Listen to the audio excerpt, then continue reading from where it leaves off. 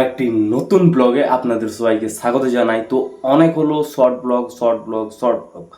তো আজকে তোমাদের জন্য একটা ফুল ব্লগ ভিডিও নিয়ে এসেছি, যেটা তোমাদের অনেকটা খাস হতে চলেছে। আর ভিডিওর মধ্যে এখন কিছু বলবো না, তোমরা অবশ্যই ভিডিওটা দেখতে থাকো, তবেই সব কিছু বুঝতে পারবে। আর যে জিনিসগুলো তোমাদের আজ দেখাবো বা দেখবে, সেগুলো তোমাদের অবশ্যই ভালো লাগবে। তো চলো এখন বেরিয়ে পড়ি।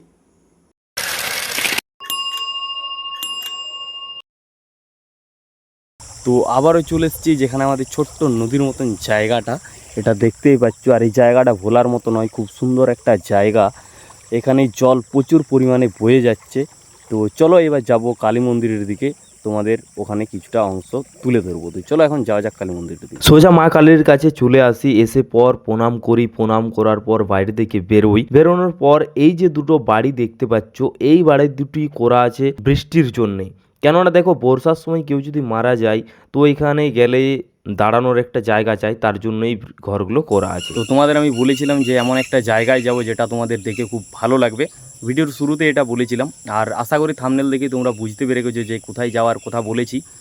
তো সেখানে আমি চলে এসেছি, যেটা হচ্ছে পোলট্রি মুরগির ফার্মে। তো তোমাদের ভিতরে গিয়ে মুরগিগুলো দেখাবো, যেটা হচ্ছে একদিনের বাচ্চা কি দুদিনের বাচ্চা হবে, সেগুলো তোমাদের দেখাবো।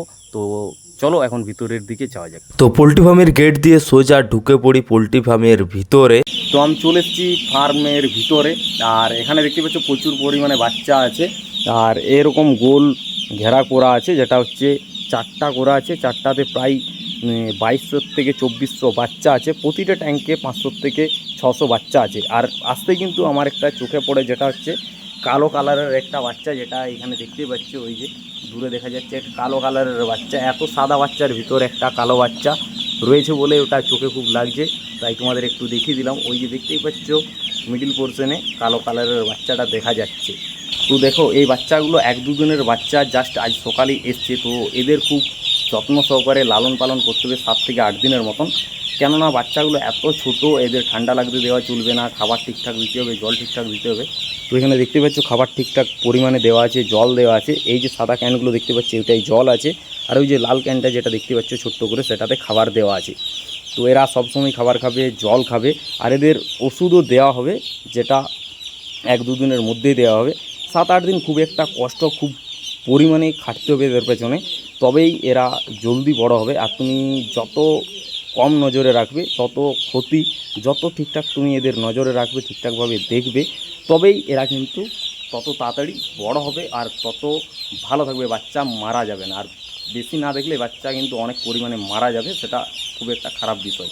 তো এদের একটু তাড়াতাড়ি করতে হবে, কেননা বাচ্চাগুলো এক জায়গায় বসতেও দেওয়া চলবে না। এই যে দেখতেই পাচ্ছি, এই যে বসে যাচ্ছে, এদের বাচ্চাগুলো একটু ভিড়কিয়ে এইভাবে করতে হবে, তবেই বাচ্চাগুলো ঠিক থাকবে।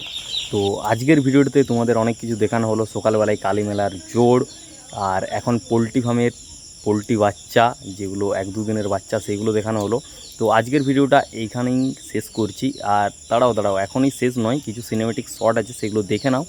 তারপর ভিডিওটা লাইক করে অবশ্যই চ্যানেলটা সাবস্ক্রাইব করে দেবে। তো চলো দেখা হচ্ছে নেক্সট কোনো ব্লগে।